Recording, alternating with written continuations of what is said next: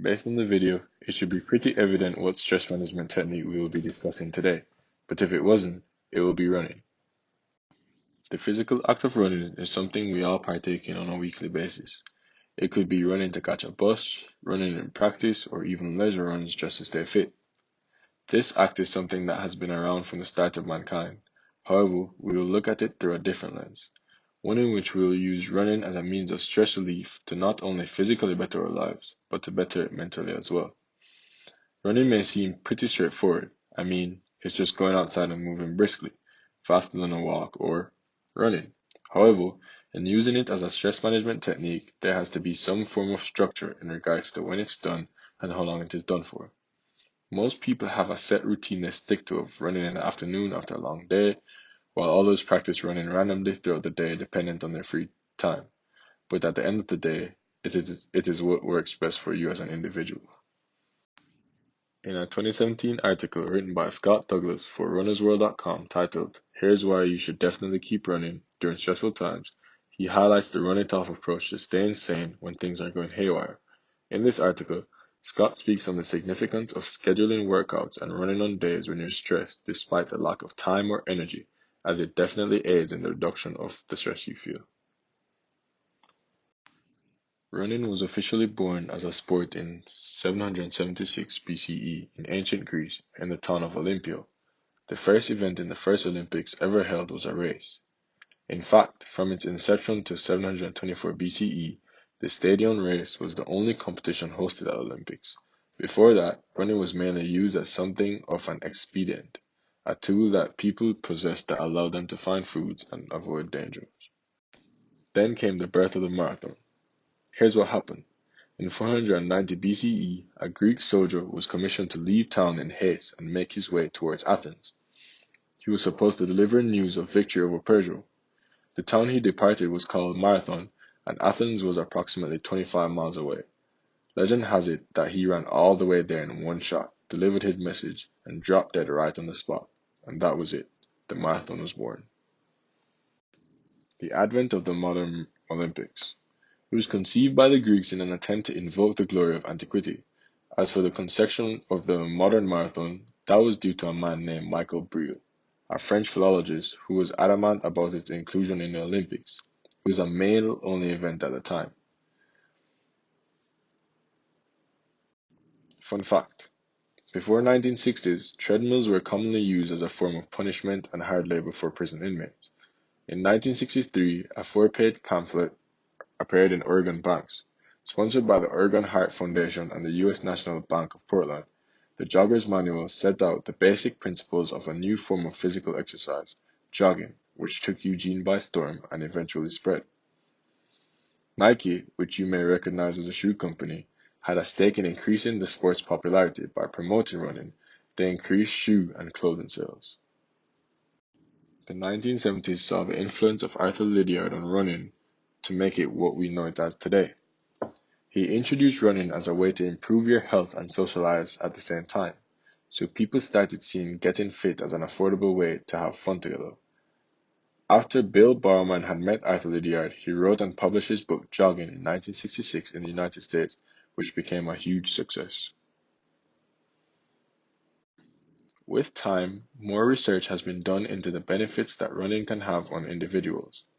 This has created a worldwide trend in which running is the go-to exercise for millions of individuals aiming to better their life both physically and psychologically.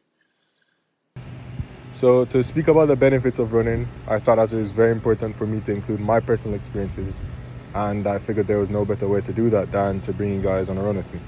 So let's go. So firstly, when did I run? Running was something that I did 3 days of the week. It was on Tuesdays, Thursdays, and Sundays, often after classes or in the afternoon, and it was often done with headphones in, music blasting, and at a slow, controlled pace, which allowed me to admire everything around me and clear my mind. Why did I run? Well, to be honest, it was for the physical and psychological benefits of running. One, it allowed me to relieve my stress, and two, it allowed me to feel a sense of fitness. I feel like often I was engulfed in work, didn't really get to go outside and do anything. So to be able to go outside and do something that was able to benefit me both psychologically and physically was very important to me, and running off of that.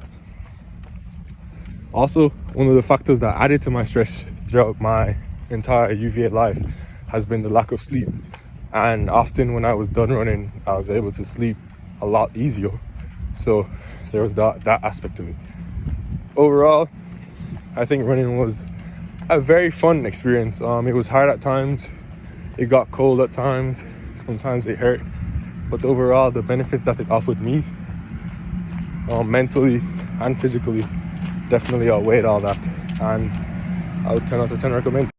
We will now dive into the benefits of running. When looking at the benefits of running on our physical and psychological life, there is often a belief that a lot is necessary of you to reap the benefits of this activity, when in reality, this isn't the case. Many individuals shy away from partaking in activities such as running due to this misconception, when in reality, it is a case of you get as much as you give. Meaning, even if you are to give 5 minutes of running every single day or every other day, there will still be positive effects on your physical and psychological life. In the article, leisure time running reduces all-cause and cardiovascular mortality and risk through the examination of mortality risks in 55,137 adults aged 18 to 100 years. It was concluded that running even short times per day at slow speeds reduces the risk of death from all causes and cardiovascular disease. This nullifies the idea that you need to do a lot to reap the benefits of running, and also serves as a motivator for individuals to begin running for the mortality benefits. The shown graph shows how the risks of death and disease are reduced dependent on what or how much an individual does. When looking at the benefits of running, we also have to look at the benefits of running on the reduction of stress in individuals. Many individuals are oblivious to the psychological benefits of running. In the article, regular exercise is associated with emotional resilience to acute stress in healthy adults. Through a study of 111 adults, they concluded that individuals who were more active were less affected by stressful situations than individuals that weren't. Through exercise, they were able to reduce stress and develop a sense of resilience to stress that their non-active compatriots didn't have. This shown graph shows how individuals who exercise had a lower mean mental health burden than individuals that didn't. Outside of the obvious downside of the possibility of injury, there are also other negative effects that often go unmentioned when it comes to running. In the article, Running as a Key Lifestyle Medicine for Longevity, the article agrees with one of the benefits being that running does reduce the risk of death, but also brings to light the issue of what is too much running. There is no set amount of how much running is safe or if it's possible to be excessive when it comes to it, so individuals need to be mindful of this fact and listen to their body to prevent issues. This was also the issue in the article The History of a Habit, Jogging as a Palliative to Sedentarism in 1960s America, where Bauman discusses how the trend of running had taken Eugene by storm, and he knew it worked for him. However, he wasn't sure about if it would work for others or the possibility of negative effects that it could have on them. To conclude, always listen to your body. Don't ever overdo it. This is Santo, fourth year student here at UVA, and I'm a member of UVA's track and field and cross country team. How's it going? So how long have you been running? So I started running competitively track and field in about 7th grade, and then started cross country in 8th grade, and really started to kind of get into it my freshman year in high school. We had a good group of seniors on the team, so that's when I really started to do it, and I've been doing it all high school and all college now. How would you say running has benefited you physically? Physically, I mean, obviously it keeps you in great shape. If you're trying to watch your weight, it's something that you can do. It keeps me really strong. I mean, staying strong as you're at any point in life is important, especially as you're kind of growing up. I think it's important, and so, I've just hadn't had to worry about that, which has been nice.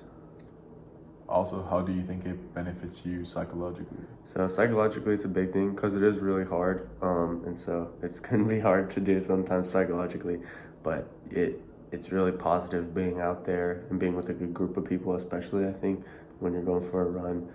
It can just brighten your mood. I mean, even going for a run by yourself is is just positive for your mood and your mindset, I think.